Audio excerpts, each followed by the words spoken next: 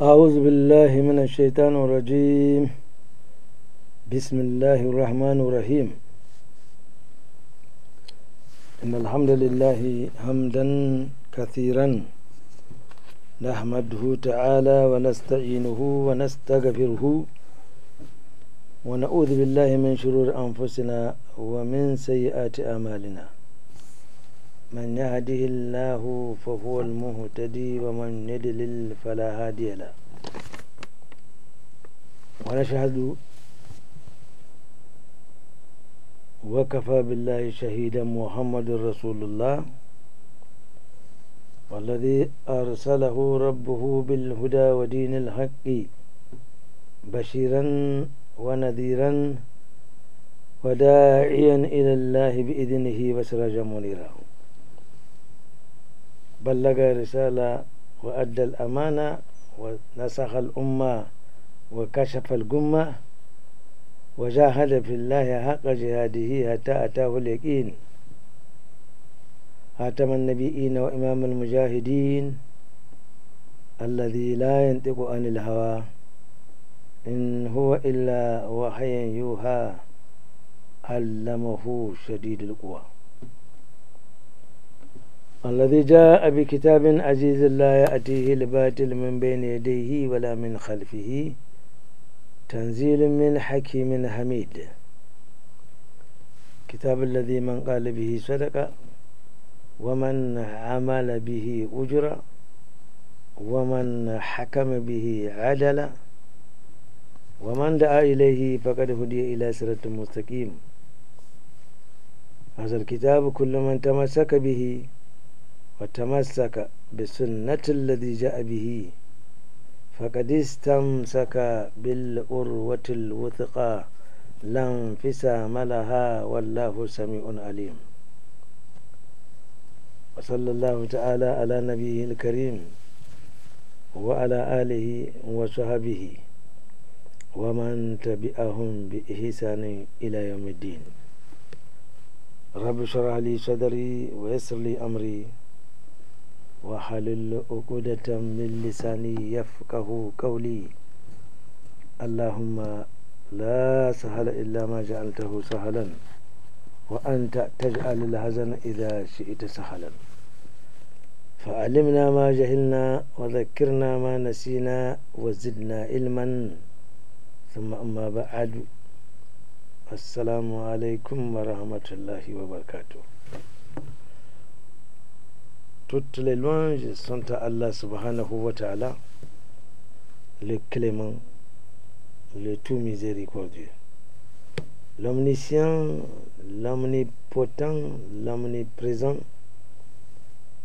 celui-là même qui nous a permis de nous retrouver autour de sa parole et autour de la parole de son prophète sallallahu alayhi wa sallam en ce deuxième jour de ce mois Ramadan de cette année.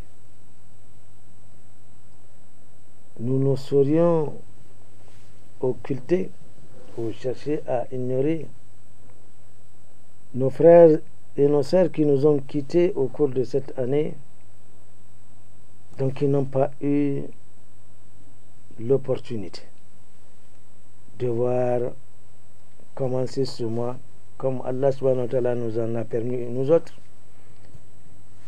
qu'Allah subhanahu wa ta'ala alors les accueille dans sa miséricorde et qu'il leur accorde son pardon afin de par sa rahama ils puissent bénéficier de son paradis.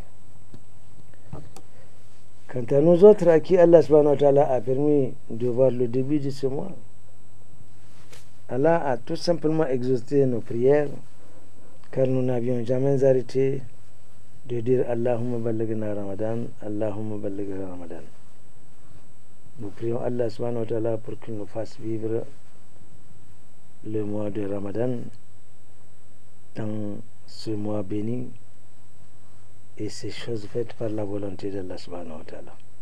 Comme nous le disions, nous sommes en son deuxième jour et la grande satisfaction première, c'est de constater que la Ummah islamique, dans ce souci que l'islam a de l'avoir conjugué les mêmes verbes en des périodes bien déterminées, ces choses faites cette année, la communauté, la Ummah islamique a démarré à 95% le jeûne de ce mois de Ramadan de cette année, et c'est encore par la grâce d'Allah subhanahu wa ta'ala que cela s'est produit et nous l'en remercions. Ainsi, donc, chers frères et sœurs, nous sommes au début de ce mois de Ramadan. Nous prions Allah subhanahu wa ta'ala de nous aider, de nous assister, afin de faire en sorte que nous puissions bénéficier de ce qu'il y a comme avantage, comme rémunération, comme hasanat dans ce mois, ce qui d'ailleurs le particularise des autres mois. Car si Ramadan est différent, c'est parce qu'Allah subhanahu wa ta'ala a voulu insérer dans ce mois l'un des 5 piliers de l'islam, c'est-à-dire le jeûne. Le jeûne que par erreur, certains musulmans disent carême. Le carême, il faut le dire clairement, c'est pour les chrétiens. Quant à nous autres, les musulmans, nous devons observer notre vocabulaire et ne nous attribuer que le jeûne, c'est-à-dire cette abstinence qu'Allah subhanahu wa ta'ala a imposée à la communauté, à toutes les communautés du reste. Alors, nous vivons 2 événements très importants, comme je le disais. D'abord, le mois de Ramadan, qui est un mois plein de miséricorde.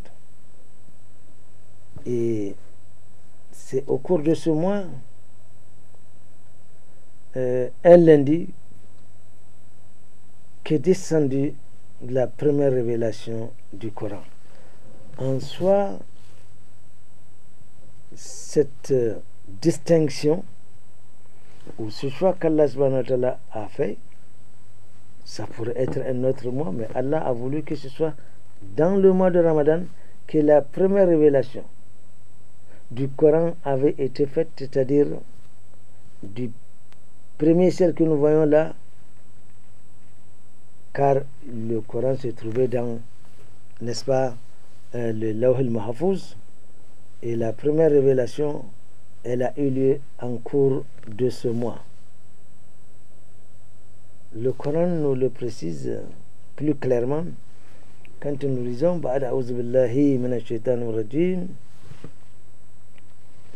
Shahru Ramadan alladhi unzila fihi al-Quran hudan lin-nasi wa bayyinatin min al-huda wal-furqan faman shahida minkum ash-shahra falyasumhu ومن كان مريضا أو على سفر فعدة من أيام أخر وعلى الذين يطيقونه فدية طعام مسكين ومن تطوع خيرا فهو خير له وأن تصوموا خير لكم إن كنتم تعلمون. Dans cette somptueuse révélation, Allah nous rappelle que le mois, c'est dans le mois de Ramadan, le seul des 12 mois qui compte l'année.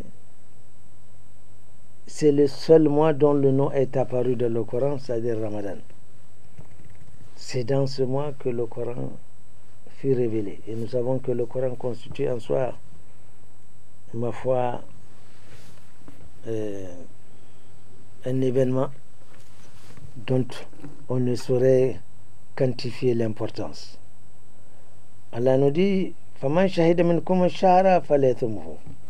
C'est lui à qui Allah subhanahu wa ta'ala a donné la possibilité d'être présent dans ce mois et qui remplit un certain nombre de conditions que nous verrons tout à l'heure, il lui est obligé donc de jeûner ce mois. Il est évident que une dispense est accordée à une catégorie de musulmans et musulmanes, une dispense qui consiste à lever cet impératif d'observer les jeûnes pendant le mois de Ramadan pour des raisons soit de voyage, soit pour des raisons de santé, soit pour des raisons de voyage. Et également une autre dispense est accordée à ceux-là qui sont frappés par un âge très avancé, qui ne peuvent supporter ni la faim ni la soif. Une dispense est accordée donc à une catégorie de gens qui seront obligés de rappeler le nombre de jours qu'ils ont chômé pendant le mois de Ramadan dans un autre mois, c'est-à-dire une fois que les conditions sont réunies. Et pour certains, ils ont tout simplement à donner une aumône expiatoire de moudou chaque journée. Donc, Allah subhanahu wa ta'ala a fait que ce mois est le mois où le Coran, dans lequel le Coran est descendu. Le deuxième événement, c'est le jeûne de ce mois de Ramadan. Nous savons qu'il existe deux grandes catégories de jeûnes. Le jeûne obligatoire qui est observé impérativement dans ce mois. Et il y a un certain nombre de dispositions que le Coran avait annoncées, à travers lesquelles des jeûnes expiatoires sont exigés de certaines personnes qui, soit ils auraient juré, soit qu'ils auraient tué une personne, etc., etc. Nous le verrons, Inch'Allah, plus tard. Et les autres jeûnes dits surrogatoires. Ce sont des jeûnes que le prophète sallallahu alayhi wa sallam lui-même non seulement a initié, mais il a également pratiqué. Et il a recommandé, notamment ce jeûne de lundi, ce jeûne de jeudi. Et nous constatons que certaines périodes au cours de l'année, il y a eu des périodes de jeûne qui ont été parsemées, une façon, n'est-ce pas, de rappeler l'individu vers son Créateur. Alors, c'est le jeûne de ce mois qui est l'un des 5 piliers de l'islam, comme nous le disions, et qui constitue une prescription pour tout musulman des deux sexes, bien important et majeur. Le jeûne du mois de Ramadan a été décrété aux musulmans le lundi, le deuxième jour du mois de Sha'aban. Donc, l'institution du jeûne a eu lieu dans le mois qui est terminé il y a 2 jours, Sha'aban, et l'application doit être donc observée aussitôt. Au cours de la deuxième année de l'Hégire ayant eu lieu en 622, donc le jeûne a été institué en 624, ce qui revient à dire que à la Mecque, il n'a pas été question, le jeûne n'avait pas été prescrit. Il y a la prière, la zakat et les autres obligations ont été décrétées à Médine, où c'était la législation, c'est-à-dire il faut légiférer les lois. Donc, Allah subhanahu wa ta'ala, à l'endroit de ceux qui sont appelés à jeûner, il a interpellé les croyants, car le jeûne concerne d'abord les musulmans, donc les croyants. En effet, nous lisons dans le Coran, Ba'ad a'udhu billahi minash shaitanir rajim, Ya ayyuhalladhina amanu kutiba alaykumus siyamu kama kutiba alal ladhina min qablikum la'allakum tattaqun ayyaman ma'dudat wa man kana minkum maridan aw ala safarin fa iddatun min ayyamin ukhra yuridu bikum al-yusra wa la yuridu bikum al-usra wa litukmilu al-iddata wa litukabbiru Allah ala ma hadakum wa la'allakum tashkurun. Allah a interpellé ceux qui ont la foi.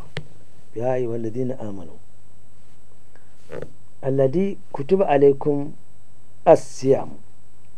Il vous a été prescrit d'observer le jeûne. Kama kutiba ala alladhina min qablikum, comme il a été prescrit aux communautés qui vous ont précédé. Nous voyons donc que le jeûne n'a pas commencé avec la communauté du prophète sallallahu alayhi wa sallam. Le Coran nous rappelle que toutes les communautés avaient été astreintes à l'observation du jeûne. Les formes peuvent différencier, n'est-ce pas, d'une communauté à une autre. Quant à la nôtre, le prophète sallallahu alayhi wa sallam, le Coran à l'appui, nous sommes indiqués sur ce qui doit être une obligation pour nous dans l'observation du jeûne. Kama kutiba ala allazina min qablikum, limadha ya Rab? Il y a un objectif fixé à la prescription du jeûne. Le verset se termine par la'allakum tattaqun, afin que vous acquériez encore de piété. Parce que le verset, rappelons-le, a concerné Ya ayyuhalladhina amanu, donc qui dispose d'une certaine piété d'abord, et l'observation du jeûne fait qu'Allah subhanahu wa ta'ala dise afin que vous acquériez encore plus de piété, ce qui revient à dire que le jeûne fait craindre Allah subhanahu wa ta'ala en plus. Le prophète sallallahu alayhi wa sallam a dit à travers ce hadith Qudsi qu'Allah subhanahu wa ta'ala a dit toutes les œuvres du Bani Adam lui sont conférées sauf le jeûne. Le jeûne, c'est moi qui le rétribuerai. Qu'est-ce que cela veut dire? Ça veut dire que les autres actions ne sont pas rétribuées par Allah subhanahu wa ta'ala, pas du tout. Mais c'est pour mettre en évidence l'importance du jeûne. Et le jeûne, il se particularise par rapport aux autres. Prenons les autres piliers de l'islam. Commençons par la prière. Combien sommes-nous qui prient et que les prières sont validées? Il y en a, mais combien sommes-nous?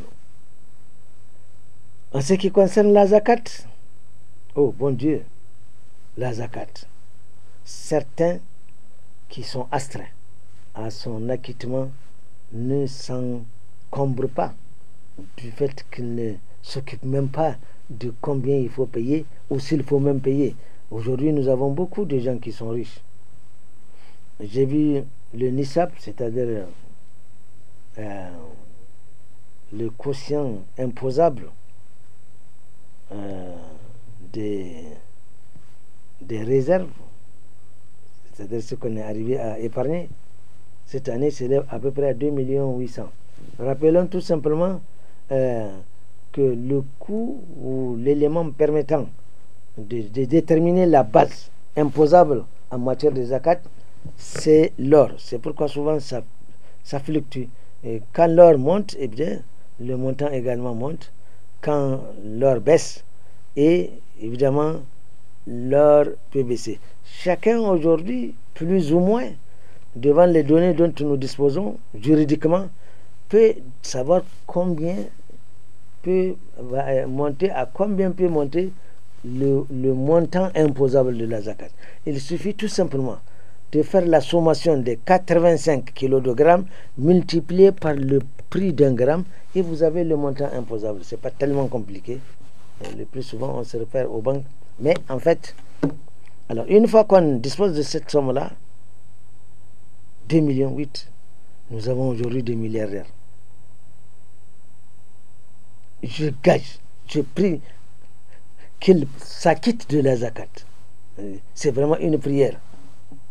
Mais jusqu'à un certain temps, la zakat n'est imposée qu'aux commerçants, par exemple. C'est comme le Hajj. Il y a peut-être 30 ans, le fonctionnaire, la zakat, non, il n'est pas commerçant, il ne s'en acquitte pas, il ne sait pas. De même, le Hajj, il y a 30-35 ans, Très rares sont les fonctionnaires qui accomplissent le Hajj. Mais aujourd'hui, il faut le reconnaître qu'il y a des fonctionnaires qui sont, j'utiliserai une expression assez barbare, qui sont bougrement riches. Parce qu'on peut en compter des milliardaires, etc., etc. Alors, vous voyez comment ceux-là qui sont assurés au paiement de la zakat, comment ils s'en acquittent. Donc nous avons parlé de la prière, nous avons parlé de la zakat, nous avons parlé du hajj, n'est-ce pas? Sur les 5 piliers, il nous reste quoi? Le jeûne et la kalmat tawhid, c'est-à-dire cette kalma qui nous permet de rester musulmans. Quelle observation peut-on faire en cela?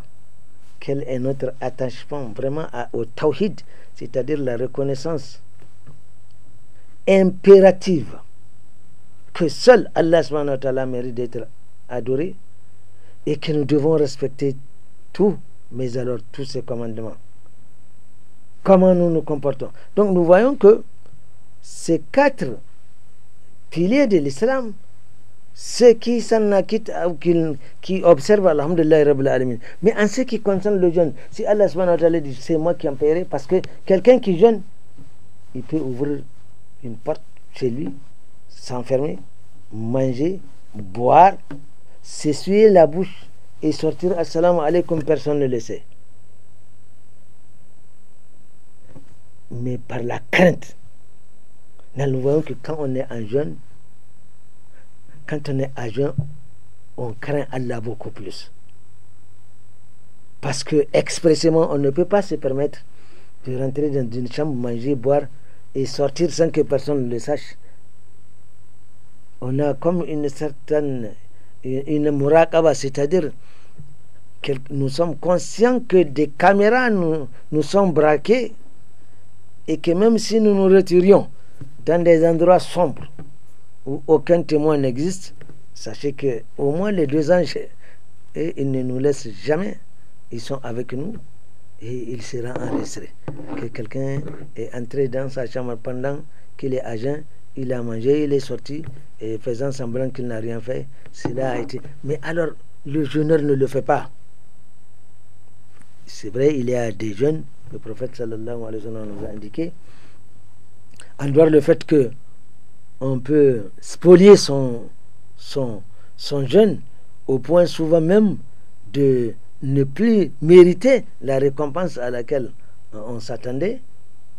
Mais en dehors de ça, celui qui jeûne, il craint Allah subhanahu wa ta'ala. C'est une marque réellement de crainte incontestable du jeûneur par rapport à ce que Allah subhanahu wa ta'ala impose.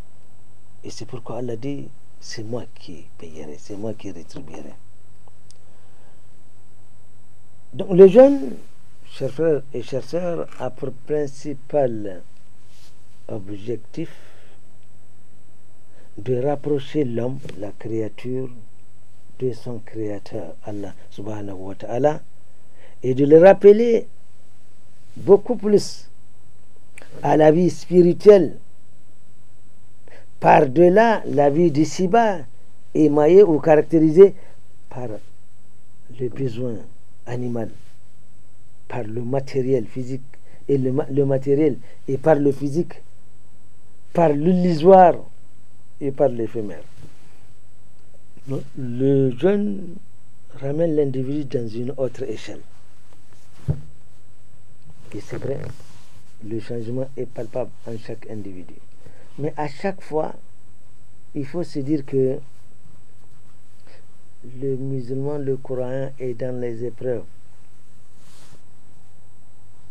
On est tout le temps éprouvé quand on a la foi. Aujourd'hui, combien de gens vont-ils se voir diminuer les hasanat de ce qu'ils auraient dû mériter en jeûnant correctement? Rien que aujourd'hui, le portable peut être l'agent causal de l'annulation pure et simple de certains jeûnes. Parce que nous le verrons tout à l'heure, il ne suffit pas de s'abstenir de manger et de boire. Donc, si Allah subhanahu wa ta'ala nous a permis de voir le début de ce mois, nous devons lui réserver un programme spécial. Nous devons dire le premier objectif, numéro 001, sera titré « Comment je vais réussir le mois de Ramadan ?» Comment je vais réussir le mois de jeûne. Or, pour ce faire, il faut forcément avoir un programme. Il faut programmer ce mois si on veut être compétitif. Sans programme, on n'est pas compétitif. C'est-à-dire que si j'ai accès à la lecture du Coran, alhamdulillah, je vais me dire, pendant ce mois, qui a 30 jours, est-ce que je peux lire le Coran tout en entier? Si oui, alors je prescris une lecture entière du Coran pendant ce mois, Inch'Allah. Si je peux, peut-être 2 fois. Si je peux, 3 fois, alors je l'inscris. C'est-à-dire tous les 10 jours, je parachève un Coran. Et cela est possible pour certains qui ont accès à la lecture du Coran. Voilà un programme, par exemple, qu'on peut concevoir pour soi. Combien de zikr? Quelles sont les périodes où je dois faire les zikr? Et que dois-je rappeler dans ce zikr-là? Ça aussi, il faut l'écrire. Et comme tout programme, il faut l'observer à la lettre. S'il y a un manquement dû à une situation non prévue, il faut chercher à se rattraper. De sorte qu'à la fin, on est satisfait du programme qu'on a conçu pour ce mois de Ramadan. Combien d'aumônes je dois faire? Combien de visites je dois faire? Etc. Parce que c'est un mois où nous verrons tout à l'heure où il y a une surdimension, un surdimensionnement des hasanat, des bonnes œuvres dans ce mois beaucoup plus que les autres mois.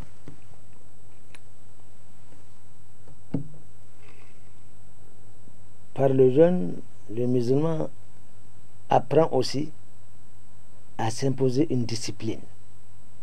Nous le disons que notre objectif, c'est de faire semblant, de ressembler, faire semblant de ressembler aux anges. Les anges, ils sont créés à partir des prédispositions de ne pas transgresser les lois de Allah subhanahu wa ta'ala. Contrairement à nous autres, les deux thaqalain, c'est-à-dire les djinns et nous, qui sont potentiellement des pécheurs. Pendant tout le mois pendant 11 mois, depuis le Ramadan dernier, certains n'ont peut-être plus rencontré un jeûne même d'un seul jour. C'était pas pour rien, comme nous le disions la semaine dernière, si Allah subhanahu wa ta'ala a institué le jeûne dans ce mois.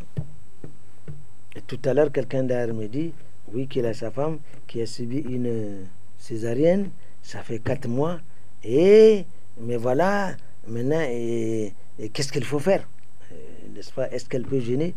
J'ai dit, mais aviez-vous pas entendu qu'elle avait la possibilité de ménager, de chercher à entraîner son organisme? Si elle peut le faire, c'était même peut-être, parce que dans le cas d'espèce, il y a 2 conséquences qui pourraient, dans certains cas, être la raison de la suspension du jeûne. Si elle vient récemment d'être opérée, eh bien, ma foi, il faudrait que les éléments qui ont été opérés soient quand même consolidés. Et si l'enfant également, le fait de ne pas l'allaiter pourrait quelque part entamer un peu à son développement, tout ça, c'est des arguments qui pourraient militer en la faveur de cette dernière pour qu'elle suspende le jeûne. Il fallait en amont tester son organisme.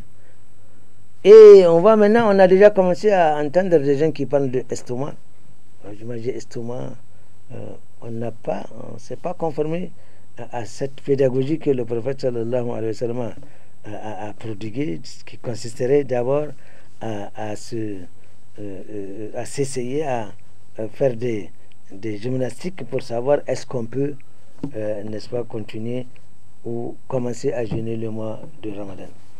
Donc, une discipline à son corps,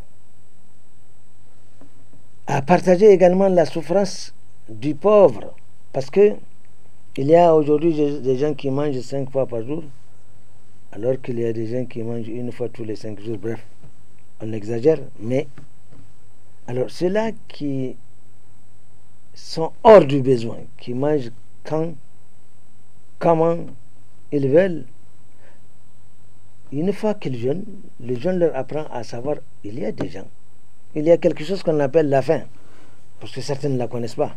Ils ne savent pas si ça s'écrit avec F-I-N ou bien F-E-I-N ou alors avec F-A-I-M. Il y en a qui ne savent pas comment ça s'écrit la faim, ils ne la connaissent pas, etc., etc.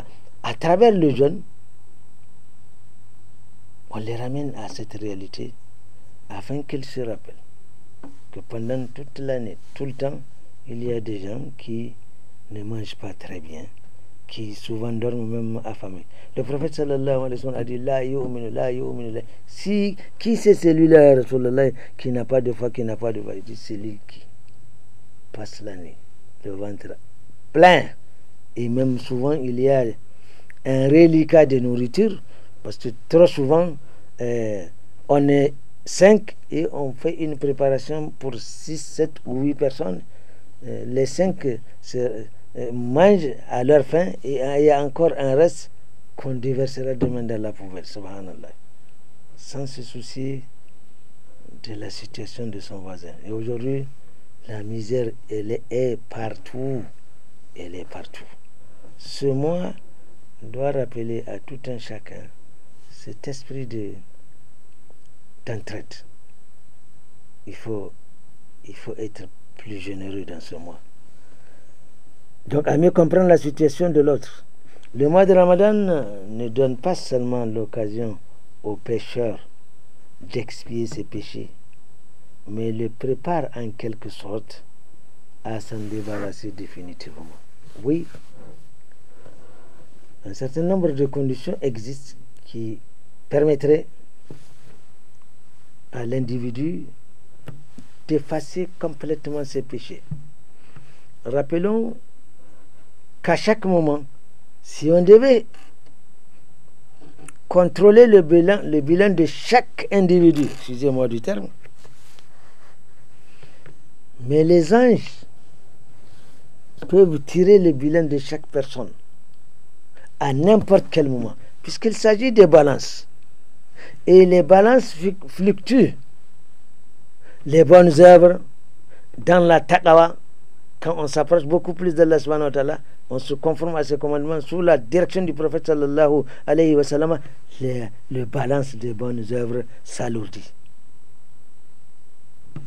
Et elle devient légère quand on transgresse les lois d'Allah subhanahu wa ta'ala pour voir les péchés s'accumuler.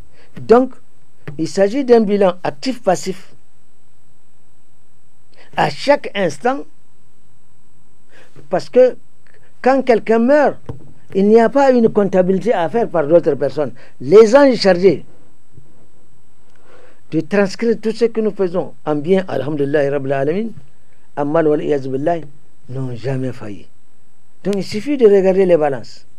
Mais personne ne sait quelle est la situation de son bilan. Est-il positif? En ce sens que s'il mourait ce jour-là, Allah a créé un paradis pour qu'il y soit l'hôte. Allah n'a pas besoin. Et si le bilan, par malheur, s'avère négatif, Allah a créé l'enfer pas par méchanceté, mais pour ceux qui le méritent. Allah a créé l'enfer, il a créé le paradis. Il a dit, j'ai créé le paradis. Et le prophète sallallahu alayhi wa sallam, tous les Bani Adam ont la possibilité d'y accéder. Ya Rasulallah. Sauf celui qui ne veut pas. Ah, y a-t-il quelqu'un qui ne veut pas accéder? Oui. On accède au paradis en accomplissant des bonnes œuvres. Et les bonnes œuvres, tout le monde les connaît. D'ailleurs, un philosophe du 15e siècle, je crois, a dit que le bon sens est la chose la mieux partagée. C'est Descartes, René Descartes qui le dit. Allah nous a dotés d'un esprit, d'une conscience, une capacité de savoir ce qui est bien, ce qui ne l'est pas. J'ai créé le mal, ne commettez pas le mal. Si vous le faites, voilà votre destination. J'ai créé le paradis et forcez-vous de chercher ce paradis. C'est pour vous que je l'ai créé et vous savez ce qu'il vous reste à faire. Faites-le et vous rentrerez au paradis. Donc, on peut, en début de chaque mois de Ramadan, avant-hier à la fin du mois de Rajab, et Sha'ban, pardon, nous tous, à qui Allah subhanahu wa ta'ala a offert cette possibilité de voir ce mois, eh bien, le bilan de chacun existe. On demanderait aux anges, tirez le bilan d'un tel, Ismaïl. Voilà le bilan d'Ismaïl. Moi, je ne sais pas quelle est ma situation. Par exemple, je commence par moi-même. Je ne sais pas. Personne ne peut se taper la poitrine et dire, aujourd'hui, si je meurs, j'irai au paradis. Parce que de toutes les façons, personne ne se destinerait à l'enfer. Non, non, non. L'être humain, dans son calcul absurde, il se croit déjà au paradis sans même s'assurer qu'il est souvent sur la voie qu'il mène au paradis. Alors, on peut tirer le bilan. Si le bilan est négatif, le mois de Ramadan, à travers tout ce que Allah subhanahu wa ta'ala a voulu mettre comme baraka là-dedans, comme bienfait, et que je me donne la peine de réussir mon mois, à la fin de ce mois de Ramadan, mon bilan qui au départ était négatif, pourrait se trouver positif. C'est une chance unique qu'Allah subhanahu wa ta'ala a accordée à cette Ummah, parce qu'il y a des événements extraordinaires contenus dans ce mois de Ramadan. Et alhamdulillah, quand à la fin on a un bilan, le prophète dit, celui qui aura traversé tout le mois de Ramadan et qui ne s'est pas organisé pour voir tous ses péchés annulés, alors là il a perdu. Et si d'aventure le bilan est positif, alhamdulillah, on ne cherchera jamais à le rendre négatif. Si jusque-là il a été positif, alhamdulillah, c'est qu'on doit savoir profiter de cette occasion. C'est parce qu'on sait ce qu'on veut et parce qu'on sait que ce mois offre encore davantage de possibilités de repositiver le bilan. Et c'est comme ça que nous devons comprendre le mois de Ramadan et les jeunes qui s'y trouvent. Donc, ce n'est pas pour expier nos péchés, mais c'est complètement pour nous en débarrasser. Écoutez, le prophète sallallahu alayhi wa sallam dit, celui qui aura observé ce mois en prière, notamment la prière nocturne qui consiste à prier Isha'i et à faire les Tarawih, et rester avec l'imam,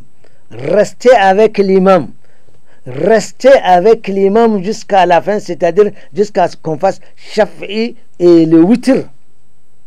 Vous allez voir des gens, le plus souvent on fait Isha'i, ils s'en vont parce qu'ils n'ont pas le temps de faire le Tarawih. Subhanallah. Quel gâchis, quelle perte. Il y en a qui résistent jusqu'à faire le Tarawih, mais une fois le Tarawih terminé, ils s'en vont parce qu'ils se disent, je peux faire mon Tarawih la nuit chez moi. Non, non. Pour le Ramadan, le Tarawih, c'est avec imam. Et l'idée qu'on doit se dire, non seulement nous avons tous pris l'engagement, Inch'Allah, d'accomplir 29 ou 30 jeunes, nous devons, dans notre programme, nous dire, je ne raterai jamais une prière de Tarawih. Donc on cherche à devenir une autre personne qui s'impose des lois. Il faut aller en guerre contre son moi. C'est comme ça qu'on puisse bénéficier de ce mois.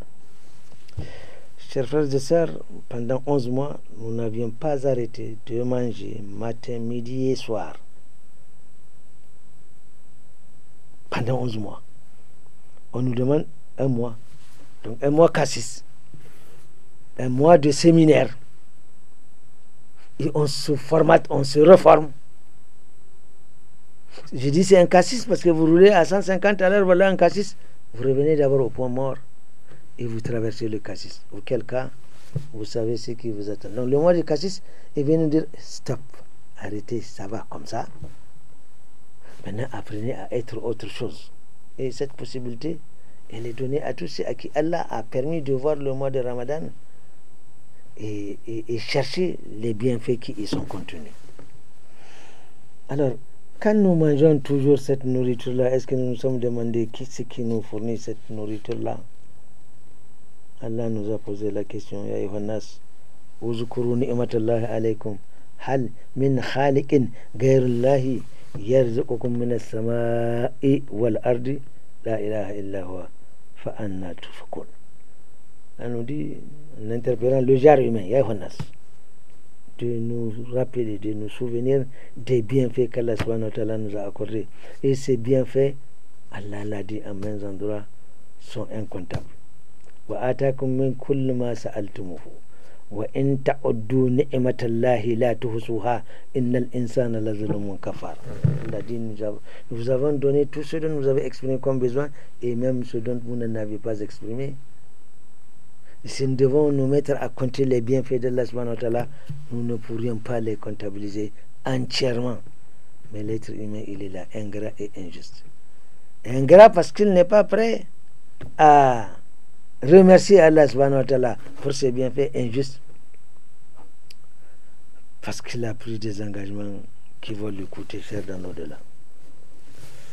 Donc, chers frères et chères sœurs, adorateurs d'Allah subhanahu wa ta'ala, le mois de Ramadan que nous vivons en ce moment est un mois dont la spécificité est cette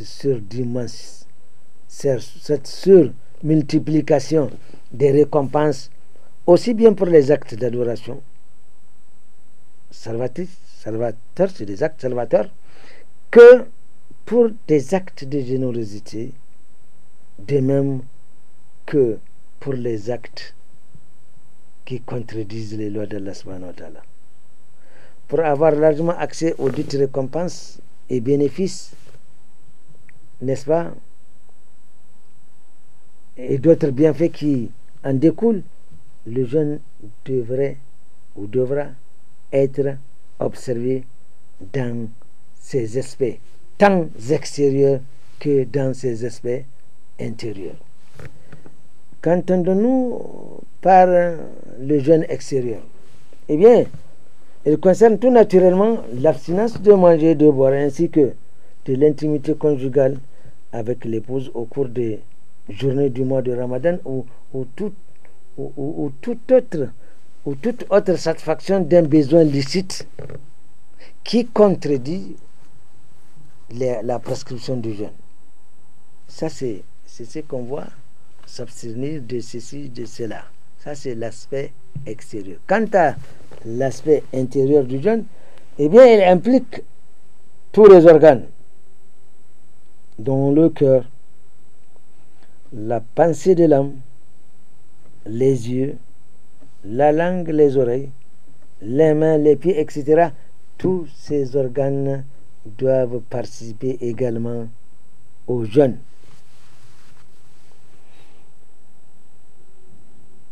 Le jeûne du cœur et celui de la pensée consiste à se préserver ou à préserver ces deux organes de l'invasion d'action et de souvenirs malsains. Il faudrait que le cœur n'ait pas, ou la pensée, nous savons que l'âme est incitatrice au mal. Allah subhanahu wa ta'ala nous a dit à propos de Yusuf, وَمَا أُبَرِّئُ نَفْسِي إِنَّ النَّفْسَ لَأَمَّارَةٌ بِالسُّوءِ إِلَّا مَا رَحِمَ رَبِّي Inna Rabbi Ghafurur Rahim. L'âme, on ne saurait l'innocenter tant que vous allez suivre les chuchotements de l'âme et vous allez vous laisser envahir par la passion al-hawa'u. On dit de la passion al-hawa'u ilahun yu'bad. La passion finit par devenir une divinité qu'on adore. Subhanallah. Tous les péchés commis sont le résultat d'une passion.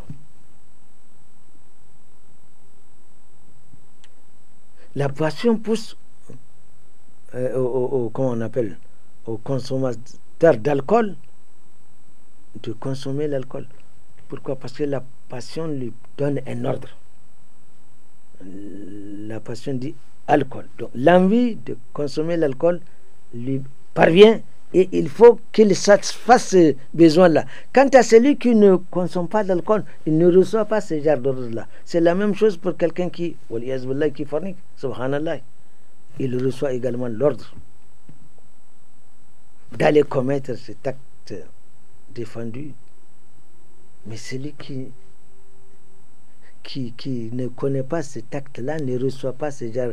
Donc tous les péchés, c'est le fruit d'une passion. Et si on devait se dépassionner, donc à refuser ce que l'âme vous pousse à vouloir faire, si vous voulez rester... Alors, pendant le mois de jeûne, on devait faire cet exercice-là, c'est-à-dire se mettre à lutter contre les chuchotements de l'âme, n'est-ce pas?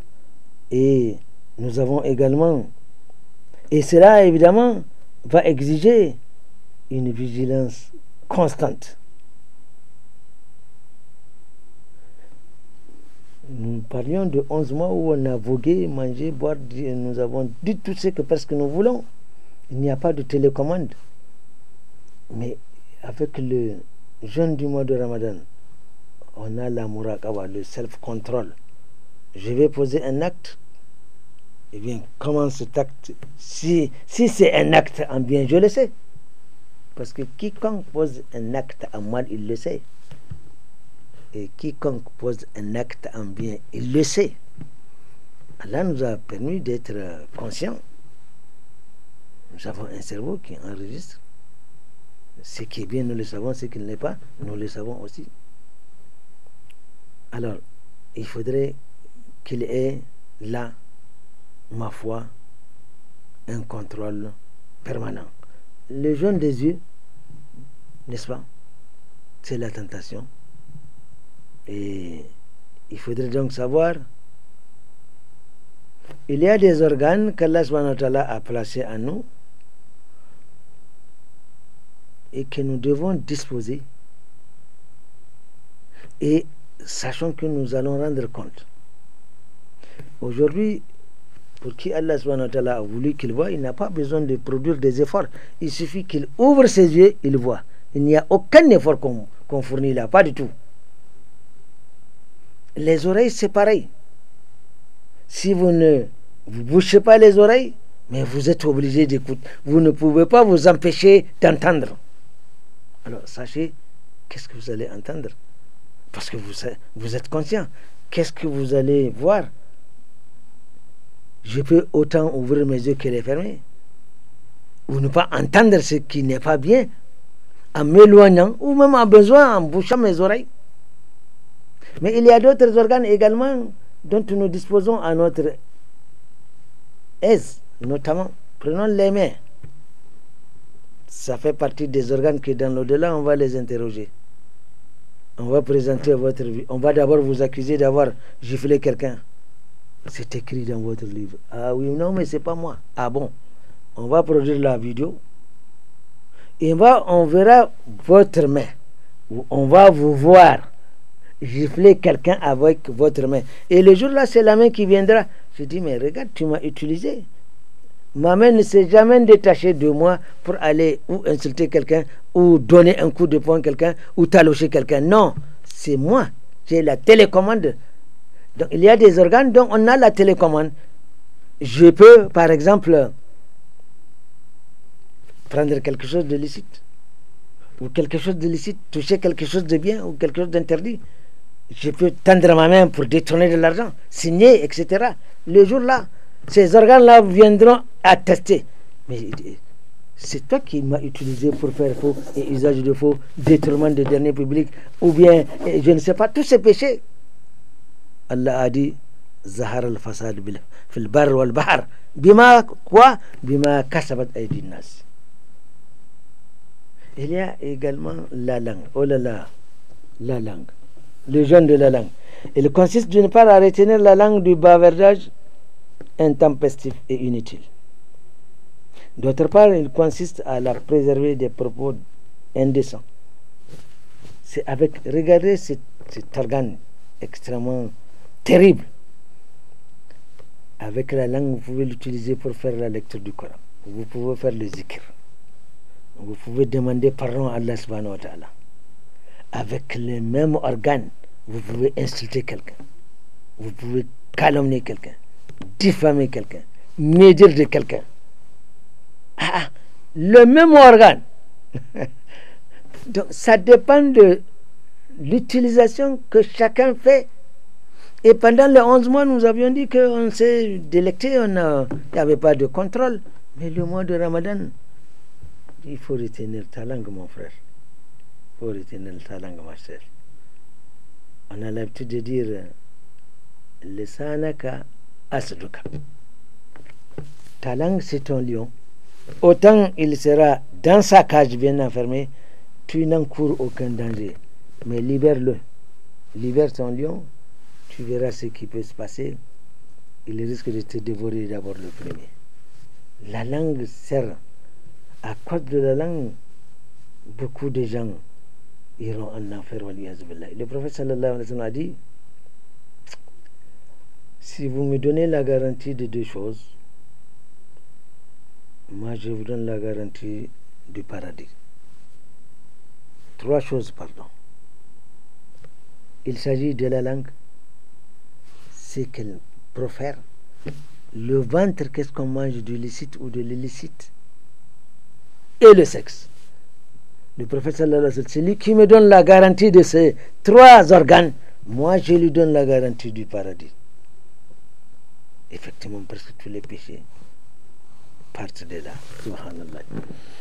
Donc il faut surtout éviter les excès de colère qui amènent à, n'est-ce pas, à des grossièretés et à étaler les défauts d'autrui. Et surtout, il faut être patient. Vous savez ce qui est étonnant? Si vous circulez et que vous pensez que vous avez la priorité, arrive quelqu'un en sens inverse, il vous coupe la priorité. La première réaction que vous avez, c'est peut-être même dans certains cas de crier sur lui, de vous mettre en colère. Mais quand vous finissez par connaître, c'est un ami, alors vous changez tout de suite. Mais tout le monde est votre ami. Vous êtes dans une... Vous circulez, aujourd'hui, on te coupe la priorité, tu couperas la priorité à quelqu'un d'autre. Donc, comment comment dirais-je, s'entretenir pour qu'on soit patient. Et tout le monde peut être patient. La puce de la patience existe en chaque individu. Mais quel usage? La patience, la puce de la patience et son contraire, celle de la patience. Alors, quelle puce nous activons le plus?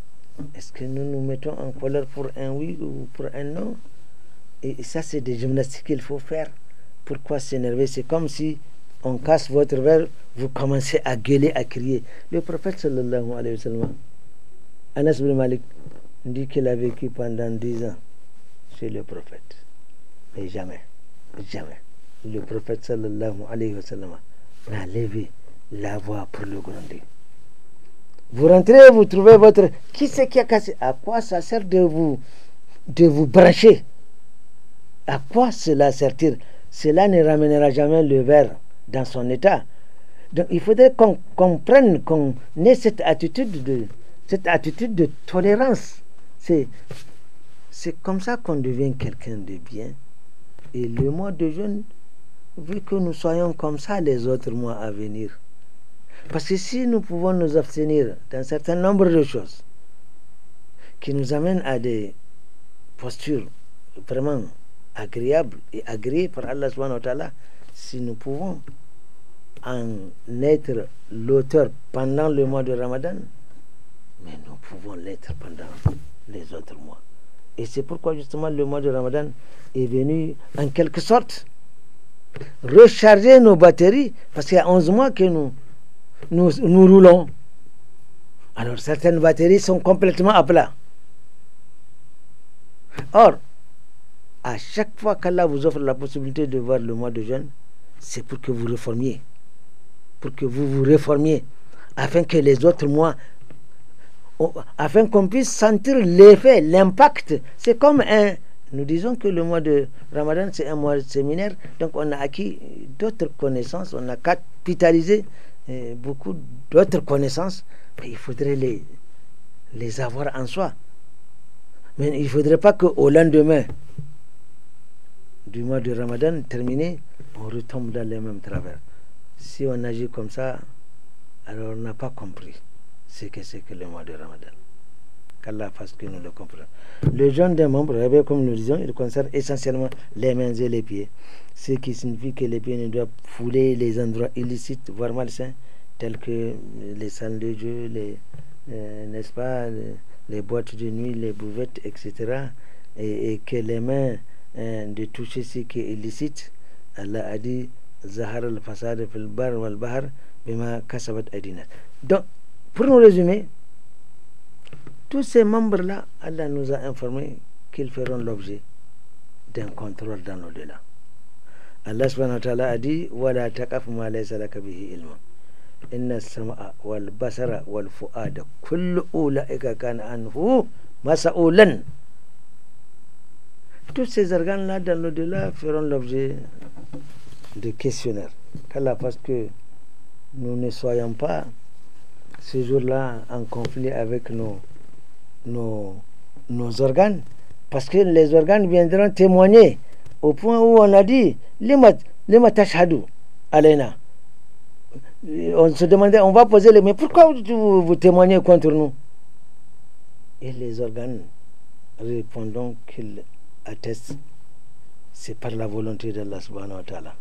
Donc nos organes dont nous nous sommes délectés ici-bas comme nous voulons vont témoigner contre nous, subhanallah. Alors Allah subhanahu wa ta'ala qu'il nous pardonne et qu'il nous permette de passer un bon mois de Ramadan. Je nous invite tous ensemble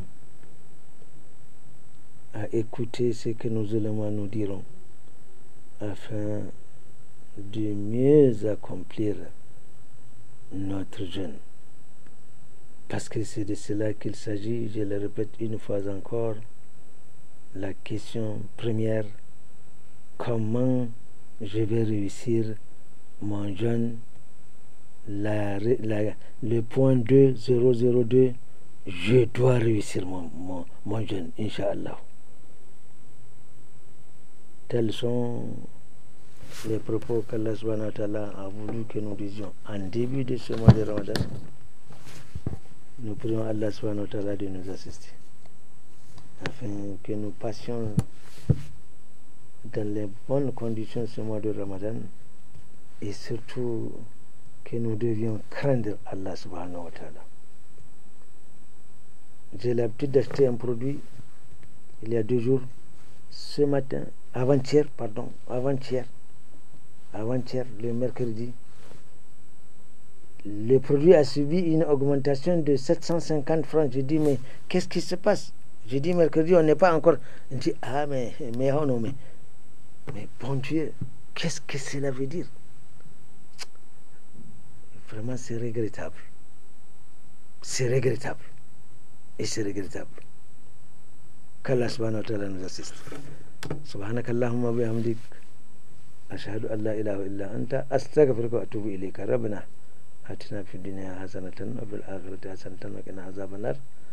Rabbana zalamna anfusana wa illam taghfir lana wa tarhamna لا نكونن من الخاسرين ربنا باعد بيننا وبين خطانا كما باعدت بين المشرق والمغرب ونقي قلبنا كما ينقى الثوب الأبيض من ربنا وتقبل دعاء إن الله وملائكته يصلون على النبي يا أيها الذين آمنوا صلوا عليه وسلموا تسليما اللهم صل على محمد وعلى آله وسلم سبحان ربك رب العزة عما يصفون وسلام على المرسلين والحمد لله رب العالمين. Et bonne rupture. Salam alaikum.